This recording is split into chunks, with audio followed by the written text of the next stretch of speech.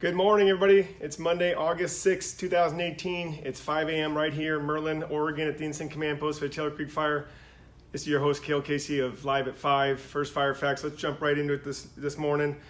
A big shout out to all the firefighters on the night shift holding the line in Bear Camp Road and in Galeese Creek Road and Taylor Creek Road. Thanks for all your work out there. Also to the folks at Spike Camp. We have 100 plus firefighters staying out on Bear Camp Road tonight. Good morning. Thanks for the good night out there. Acreage jumped up to 39,804. That's about 1,400 more than yesterday. Containment remains at 38%, and our personnel keeps rising. We're at 1,568 firefighters. Thanks again to the soldiers and airmen from the Oregon National Guard who came in yesterday. That really helps us out. We now have 44 crews, 8 helicopters, and 61 engines assigned to the fire. Let's get right into the highlights. The Klondike fire managers who are bringing fire up the FS 25 road asked for our assistance last night. We posted a video of night operations Todd Abel giving the firefighters the situational awareness of what they'll be getting into. Go ahead and watch that video. The two fires are burning in close proximity to each other, as you know, and it adds a lot of complexity and requires an enormous amount of coordination. In the video last night, Todd says how they have to make sure all the medical and safety and radios are all matching when forces start to join. So just like it made sense to remove Taylor Creek from the Garner complex, it makes sense to get these fires under one incident management team. The managing of these two fires under one team will be much safer. It'll make us all much more efficient. There'll be far less duplication of efforts and all those extra conversations, but it will take a few days.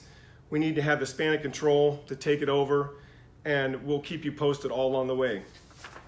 All right, evacuations. There were 6 residences in the Galeese Creek Road area that went from a level 2 to a level 3 yesterday. The 3, again, being the go. If you watched the insider highlights last night from the evening briefing that I mentioned earlier, our Deputy Incident Commander, Rob Allen, was actually with one of those families on their deck explaining the fire effects and how the firefighters were catching the fire at the line as it backed down as the sheriff from the Josephine County issued the order.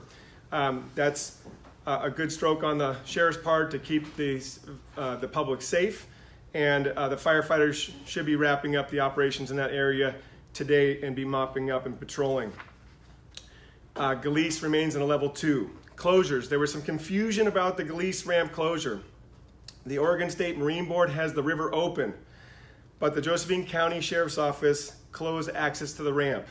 So the joke is you could teleport over to the ramp to get in the river, but then you'd be in violation of our temporary flight restriction. Just as a reminder, over all of our federal fires, we have a temporary flight restriction. That means no civilian aircraft can fly over our fires, and that it's definitely a no drone zone. We operate our own drones. They help us see through the smoke. They help us look for hot spots. They fly all throughout the night, keeping an eye on the fire line, so we know exactly what we need to be doing in order to attack any hot spots. But civilians are not allowed to fly drones around our fires. It grounds our drones, it grounds our pilots, and so it's also a violation of FAA federal law. Let's talk about the red on the map. We were talking last night here in the information unit. We all know this is probably about the worst way to communicate to the public what your force actually looks like.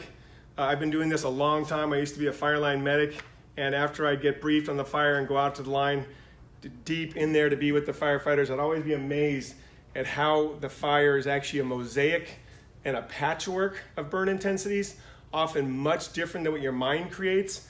And for those of you who've been out to Indian Mary, first of all, the fire didn't get to it and it's in perfect shape.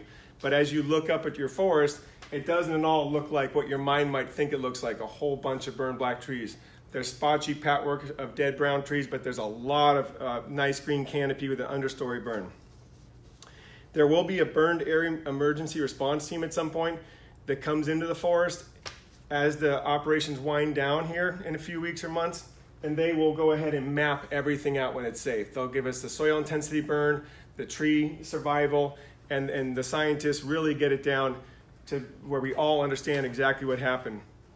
There's been a lot of low intensity fire out there, and we've been posting photos of the aerial shots from the helicopters so you can see, even though there's a lot of smoke production because there's a lot of understory burning, that a lot of those tree canopies are in just good shape. Okay, operationally, there's certain things that we know. We have black line all the way around past Indian Mary into the Taylor Creek area. The firefighters have been bringing that down for days. We've been telling you the Baker River hot shots, the Prineville hot shots, engines, and patrol. That should be buttoning up soon. We have the Bear Camp Road totally prepped. We had a big brushing operation in there the last few days. This is a hard place to hold a fire because it is a valley. It's one of our steeper river bottom areas it's a big watch out situation for firefighters. But because we took advantage of burning off the ridges a few days ago, and because all this inversion has capped and sort of subdued fire activity, we are at a moderate chance of holding the Bear Camp Road.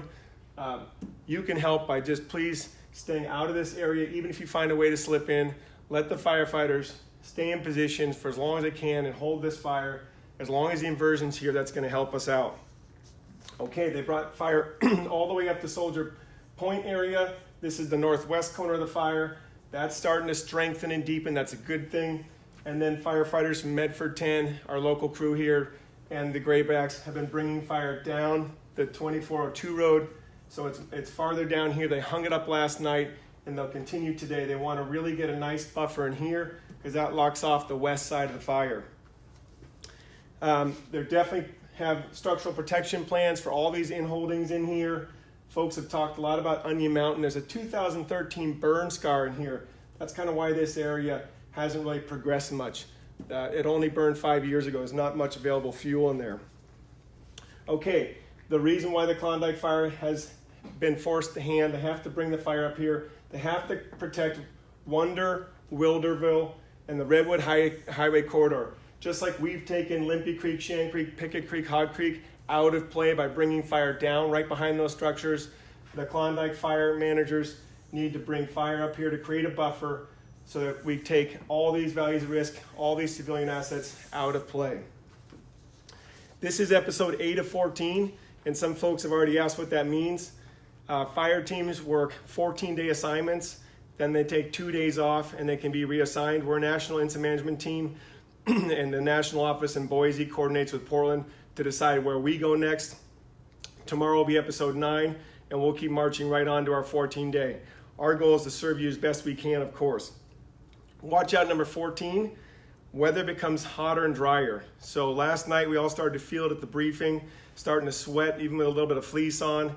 Even though there's this big inversion cap, the weather is getting hotter and drier, but we think we're still on the advantage of having this inversion, even though the smoke is terrible.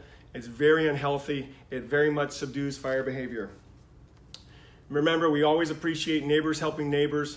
We work throughout the day to try to answer your comments. If you have questions, don't forget to join the Information Center, 541-474-5305. And our goal is to serve you. We're trying our best to answer all your questions. Let us know how we can do that even better. If you have lingering questions, I know folks have asked about that Indian Mary. It's in great shape. This forest is in a lot better shape than you think it is. The red blob is scary. It's not the best way to communicate to you that we're very aware that we want to keep our fire effects to a minimum. We want to take the energy out as the fire backs down, and that's exactly what we've been doing. Join us again tomorrow morning. We'll be live at 5. We'll be posting those insider highlights and videos all throughout the day, both on Facebook and Intuit. Thank you.